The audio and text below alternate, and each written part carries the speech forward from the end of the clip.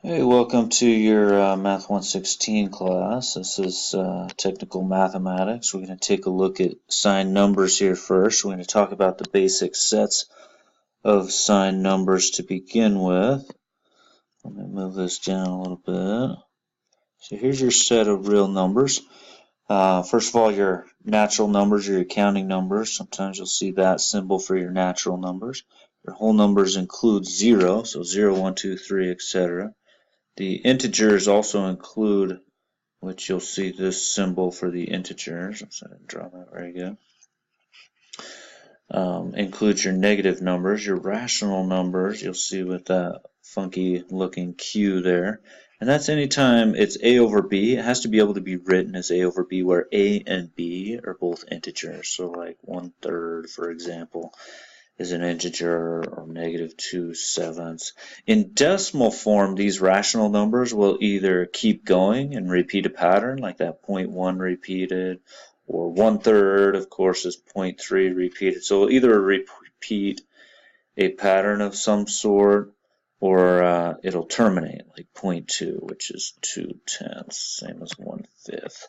So when it terminates, you can also write it as in that rational form. Now, irrational numbers, on the other hand, these decimals will keep going, like pi is the most famous one. It'll keep going, but it will not terminate, nor will it repeat a pattern. 3.14159 square root of 2, whatever that is, 1.3, I don't know what that is. But anyways, it just keeps going. There's no pattern to it. Negative square root of 7. E is another very famous irrational number, and it's so anyways, you can keep going with your irrationals. So E is 2.718. And that again, that keeps going as well. Well, I'm having a hard time getting. There's my screen. It goes down.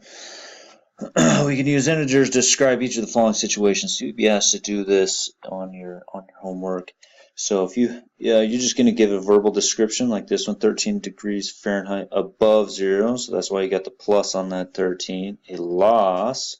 There's why you got the negative there. The third one here, 350 feet below sea level. So you'll have the negative on that. A gain of 27 yards. So positive 27 on that one.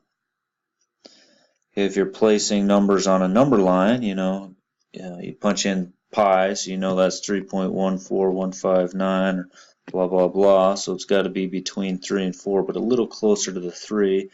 You go ahead and punch in square root of 3, and I think it's like 2.7 or something. It keeps going. So it's a little, I'm sorry, 1.7. Well, I should punch that in to check that, but it's a little closer to the 2. Another way to think about that square root of 3 is, the square root of 1 is 1, the square root of 4 is 2, the square root of 9 is 3.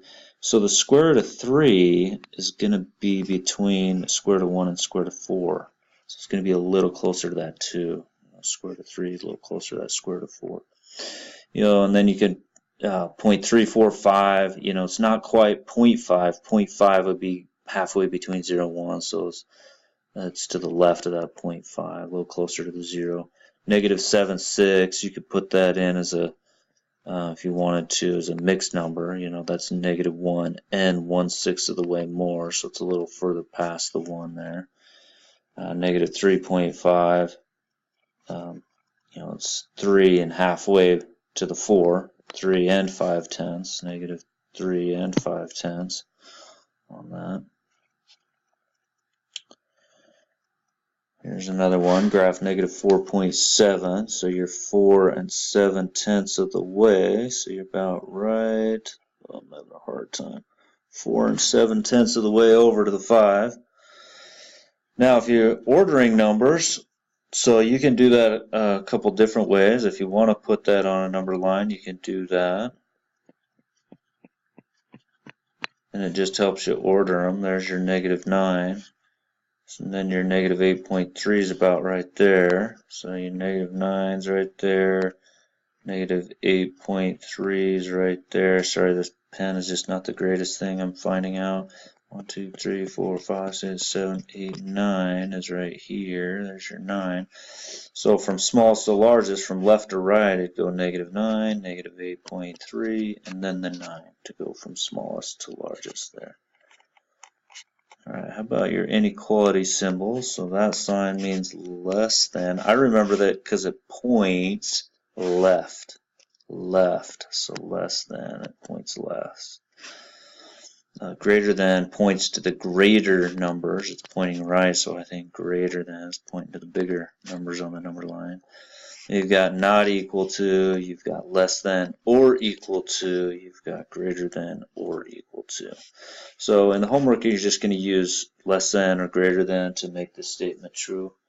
So -21, which you know the -21 is way down here, you've got your 12 up here, so -21 is what? Well, it's got to be less than the 12 because it's down here. 12's up here, less than. And finally, the absolute value definition. The absolute value of a number is this distance from 0. So like -4. I'm sorry, the absolute value of -4. Here's your -4. You know, how far is that distance? It's 4 units. So the absolute value of -4 is 4. So a lot of the time when we learned that early on in your K through 12 experience, a lot of people just remember, oh, it's the positive of it. Whatever is the positive of it, right? So it doesn't matter if it's a negative number, the distance from 0 is 3, or if it's a positive number, you know, the absolute value of 5 is 5 because its distance is 5 units away from 0. Right, so the absolute value of a number. Thanks for listening.